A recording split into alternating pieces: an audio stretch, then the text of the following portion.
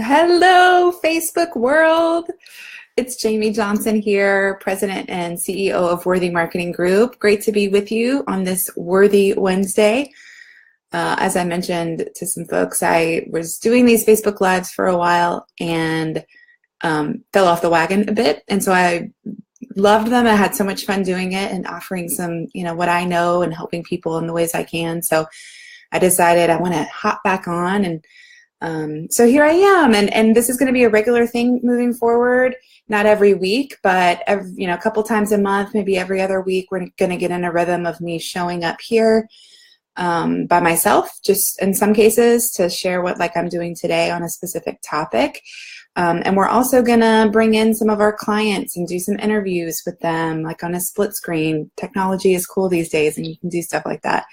To interview them about what's worked for them and marketing their book and growing their platform and growing their brand. So we'll be offering that too. And we're going to be doing some fun book giveaways. So for those of you that are here live, you can participate in that. So anyway, it's going to be super fun. I'm excited to be here. Hey, do me a favor. I want to hear from you. If you are here with me, please share in the comments. I want to just say hey, and where you're from if you're listening in. I'd love to know. I've got notes taped to my screen so that I can reference and not forget the things I want to cover today. I'm not going to take a ton of time. I know this is like lunch hour on the East Coast and it's just getting started on the West Coast. So I won't take a ton of time today, but I see, great, Patty is here. Thanks for being here, Patty. Again, just say hey whenever you get in. I'll come say hi. I see my husband's here too. That's great. Hey, honey. Thanks for being here. So let me get started. Today I wanted to just take a few minutes to talk about what you as an author, especially if you're a first-time author, should expect from your publisher. We work with a mix of traditional and self-published authors, but most of our clients are traditionally published authors. And there's some things that are really worth knowing about when it comes to what to expect from your publisher and when you should expect those things from your publisher, particularly when you are a first-time author, because you don't know what you don't know. And that's why it can really be helpful to have someone like us alongside you to offer feedback and say, hey, these are the things that you should expect from your publisher. Here are some things that you can ask about, that you can push them on in a loving way as you go. So I wanted to just go through a list of those things. And actually, we just put a blog post up today about this. I'll put a link to that in the comments below that has some of what, I'm not going to go into the same things in that blog post because that's too repetitive. So if you want some more additional insight, you can go to the link in the comments below for that blog post and read a little bit more. But today I'm going to cover some additional things that I didn't write in that blog post that I think are also helpful things to know. So the first thing of what you can and should expect from your publisher are galleys, or what are called ARCs in some cases, ARC standing for Advanced Review Copies. So these are printed versions of a draft of your book, and sometimes publishers are printing a lot of these, and so this is something to kind of have a conversation with them about. They tend to print these 5 months or so in advance of your scheduled publication date, and they sometimes don't even print like a hardbound actual paperback version. Sometimes they do just like a bound manuscript, which is like an 8.5 by 11 piece of paper. They kind of spiral bind it in some cases. So depending on your publisher and what they're doing, every publisher varies a little bit. Find out exactly what their plans are for galleys. But they should make a galley available, even if it's just a digital PDF version that they sometimes watermark to protect from piracy and that getting spread around. Or there's an online service called NetGalley, where they put it up there. It's a little more protected. People have to set up an account with NetGalley that's free, but they have to set up an account to go in and request access to a galley there. And so just make sure that you are getting a galley in one of those forms. And again, around 4 to 5 months prior to publication of your book. And the reason why and what these galleys are used for are a few things. First, they're great for securing endorsements or those blurbs that you're going to get for your book, meaning, you'll often see a book that has that quote at the very top on the front cover from some really well-known celebrity type. They were sent a galley of your book 5 or so months in advance so that they have time to review the book and write their blurb. And then there's often back cover blurbs or sometimes a first page on the inside of the book where you'll have additional blurbs written. So that's one reason that galleys are needed, to send those out to people that you want to secure an endorsement of. They're also useful for long lead media. So like for us in the publicity that we do here, we reach out to bloggers and podcasters, and we use galleys, and we start that process usually 4 months before publication. Even though, sometimes people like to think that bloggers are short lead media and don't need a lot of turnaround time. We have certainly found that to be not the case, particularly with the larger bloggers, the larger podcasters. Their editorial calendars get booked out months in advance. And so we line up that list and we get galleys sent out to those people right when we get galleys. So again, 4 or 5 months in advance of the publication. And the intention of that is, we give them enough time to read the book, and our hope is that we're lining up those media hits to hit right around the release date of the book itself, so that you're kind of reaching that critical mass of when everyone is talking about the book at once and there's a lot of buzz around the book. So that's the intention there. Speaking opportunities. If you're an author that is wanting to grow your speaking business, it can be great to have a galley to send to some conferences that are maybe, looking for speakers now for a conference that's, right around your publication date or after, but they are booking conferences that far in advance. So it's great to have a galley to maybe send those folks to consider you so they get a good understanding of your content. And in some cases, conferences really like to book authors because they can offer your book in their conference store and recoup some of the expense of having you there. And it's a great opportunity for you as a speaker to kind of bundle a bulk, large quantity order of your book along with your speaking and kind of provide some deals around, that right around your release time. So that's another one.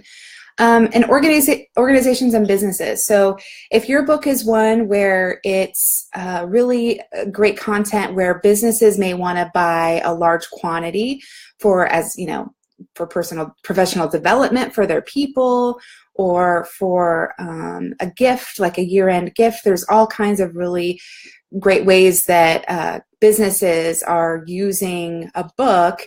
I've even seen in some cases like a real estate agent has bought a book for their clients or their potential clients as a year-end thing. So there's lots of creative ways to think about that. But just think about getting to those people around galley stage as well, because particularly the larger organizations, they have it can be a lot of red tape to wade through for them to approve that type of a budget spend, get around to finally making the decision to buy the book. And you want that, if they're going to make those bulk orders, you want those to come in right at release so that you have as many books going through right at release as possible. So those are galleys. And again, say hey. Oh, great. Somebody from my team posted the blog post in the comments. So I see that there now. That's awesome. And again, if you're here, say hey. I'd love to know you're here in the comments. Just say who you are, where you're from. I'd love to know you're here. Second thing is co-op. So this is something that many people, especially as a first-time author, you may not know about, but publishers have this opportunity with retailers to do what's called co-op, where it's a paid placement in many cases with even online retailers like Amazon and also brick and mortar like Barnes and Noble. So believe it or not, when you walk into a Barnes and Noble, if you still do that kind of thing, a lot of people aren't anymore, unfortunately, you may see at the very front of the store a table that's like new releases. Believe it or not, those books that are laying on that table are more often than not the publisher has paid to have that book there. And so it's not just something that like Barnes & Noble out of the kindness of their heart has decided to put at the front of the store. It's something that the publisher paid to have there. Sometimes even end cap placement. So you may see as you go down the aisles, there's the end caps of the aisles where there's books facing out there. Sometimes those are paid placements, as well as even if a book is facing out on a shelf. And so, you know, you'll see all the books and the spines lined up, but sometimes they're facing out, and not always, but sometimes even that is a paid placement. And so talk to your publisher about what co-op opportunities may be available for your specific book. And they often may not do that in every single Barnes & Noble. So it can be something that they really select specific markets to do that in according to where they think, you know, the readers of your book are. So that's Barnes & Noble. There's other opportunities, and this is something, and these are things that like you wouldn't have the ability to do if you're self-publishing, for example. But one quick aside, say you are self-publishing, there are opportunities, and I've not seen this work in every single case, but it is something worth exploring where you, even as a self-published author, there are stores like I know a contact at the Fifth Avenue store in Barnes & Noble in New York City, where you can, you know, place an order of say 500 copies of your book that maybe a business has bought as a bulk order for you. And you can route that through that Barnes & Noble, meaning just get them to pay, you know, they're the ones that you're going to buy those books from. And in some cases, Barnes & Noble will now, that counts as like a paid placement. So you get those books bought from them, and now your book can be shown in the main front. They'll do like a front window placement on Fifth Avenue in New York City of your book for a month, which is pretty cool. And so those types of things are things that you can do on your own without necessarily, you know, the publisher's help, if that makes sense. So those are all the things that you can do for a galley, and the need and why you want to make sure that your publisher gets galleys. 2, I already did co-op. Sorry, I lost my place there for a second. So that's co-op. Amazon. So I talked about Barnes & Noble. Amazon co-op. That is a lot of times your publisher buys kind of en masse. And I don't know if it's yearly necessarily or every 6 months, but they do a buy of kind of ad space with Amazon. And that can include things for them like the ability to put a promo video on your book page on Amazon, or some ads where at the top of a category page. So your book is, you know, put within certain categories on Amazon. And sometimes you can click through one of those category pages and see an ad at the top. And that would be something that a publisher would do, would buy that ad space for a period of time. Or there are things like a buy X, get Y type of deal. Sometimes, you know, you'll be on a page and at the bottom of the page, it'll say other people or other books people are interested in. You know, if you are looking at this book, you might be interested in this book. Those types of things sometimes are algorithm based, what they're showing you, but also sometimes that's a paid ad down there where they bundle books together, or they show you some interesting books according to what you're looking at. So check with your publisher on what's available for you. Again, they buy not just for specific books, but for all of their books. And so even if they have, say, video ability, it may not be something that they can or will do for your specific book. So that's why it's good to have a conversation with them about that. Some other quick co-op opportunities are like with Goodreads is one where there's some great opportunities there for giveaways that your publisher can help pay for, where you can really get the book in front of avid readers on Goodreads in advance by paying for the opportunity to do a giveaway there. Airport stores are another interesting paid co-op opportunity.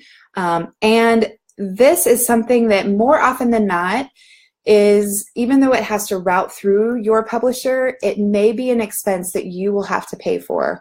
Not a lot of publishers are willing to do this, but know that every book that is in an airport bookstore is likely been paid to be there. That's the model that they run off of, and even more so, sometimes they'll have what's called like a shelf talker, where the book will be sitting on a shelf and there'll be like a little piece of cardboard sitting on the shelf to kind of give a little bit more descriptor about that book, that's something that's paid, or end cap, those types of things as well.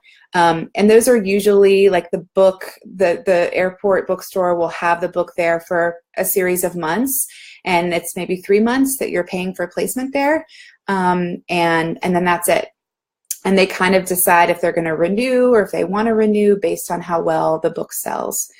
And know this, they don't just take every single book. So even if this is an expense that you're willing to pay for out of your own pocket, because your book is one that you know a lot of business travelers are going to love, for example, and that is why a lot of people, make those types of placements. Or, novels, like the kind of books that people read when they're traveling. If your book is that, check with your publisher about this opportunity, because you have to get in early to get consideration, because airport bookstores, even though you're willing to pay for it, don't always approve your book. And so, again, something to just check with your publisher about as early as possible. Okay, so I covered galleys and I covered co-op as 2 things to really make sure you check with your publisher about. And there's 3 more, and I'll go through them as quick as possible. Third is cover design. So this is something that your publisher will be ultimately responsible for, you're traditionally published. And a lot of times you don't have much say in this, but because more and more recently, you guys, you would think that publishers nail this because this is their business and this is what they do all the time. But even most recently, in the last 2 months, I'm seeing covers from publishers that I love them, but they're terrible. They're just, God bless them, really bad design. And you have to fight for the cover of your book.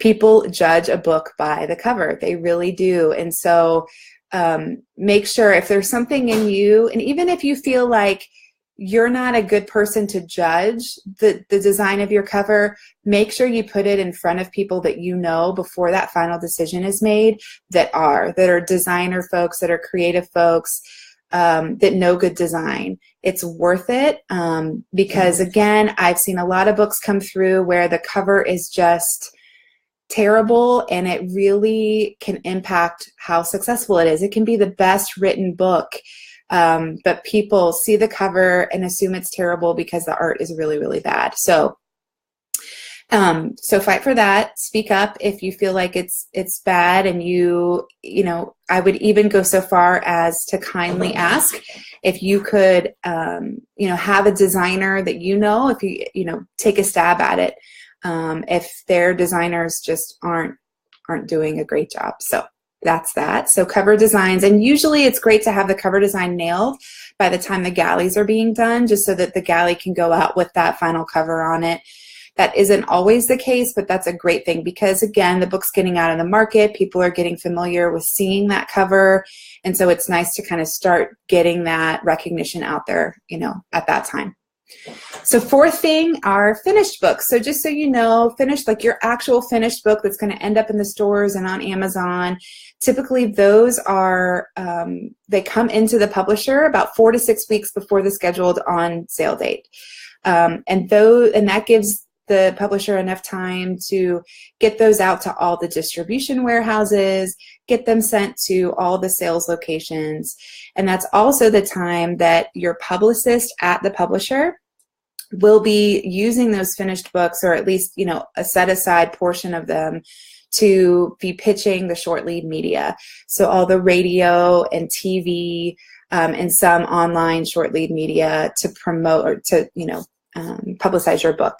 And so that is about the timing, about a month before, that they should really start actively pitching. And I would advise you to ask them for a list of who they intend to pitch, both on the short lead side, if they're going to be doing any, the long lead side, if they're going to be doing that at galley stage, and on the short lead side, just so that you can see. It's not a bad thing at all for you to ask for that list. They're not going to give you the contacts, which is fine, and you shouldn't expect that, but at least a list of the outlets that they're going to be pitching, so that you're aware, and also so that you, if there's some that they may have forgotten or that you're aware of because it's your space, you can, make them aware of and ask for them to go after those as well. One thing, a final thing, and this is a really biggie, so hang in there with me as I talk through this last point. We have seen this happen a few times where it's kind of been a big bummer in the sense that there's such a thing called a strict on sale with a book. So when your book is being published, there's a set release date. Whatever date that the publisher decides is the release date of your book according to their catalog and what they feel is best for the sales cycle. And sometimes that date is one where it's actually a strict on sale, meaning, you know, even though those finished books have come in 4 to 6 weeks in advance of that release date, like I just mentioned, they can't be sold. They don't release into the market until that day, your release day. And the reason why that can be important is because, say, you know, you're an author that has been working really hard to grow your platform and to get a lot of pre-orders. All of those pre-orders, if you have a strict on sale, everything that's being pre-sold up until that day of release is damming up, is kind of coming in and staying there until that release date. And then all of those books that have been, you know, damming up and in the bank there open up and they count for sales that first week of release.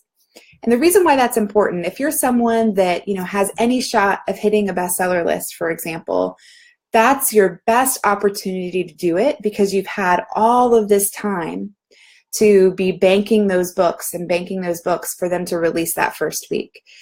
If you don't have a strict on sale, and maybe this isn't important to you because you're not one that's going to have thousands and thousands of pre-orders, so it doesn't really matter. But if you're one that is going to have thousands and thousands of pre-orders because you're working that hard to get there and you have the platform to support that goal, you need to make sure your publisher has a strict on sale, because I've seen this happen where they've worked very hard to get some pre-orders, and then the book isn't a strict on sale, meaning Amazon got the books 3 weeks early, and so Amazon starts fulfilling pre-orders 3 weeks early, and therefore the sales count 3 weeks early.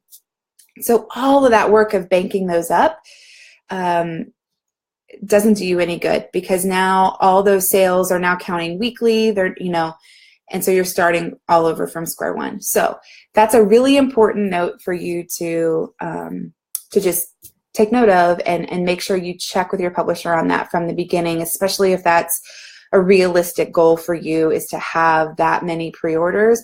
Make sure your book is going to be a strict on sale so that you don't lose that opportunity.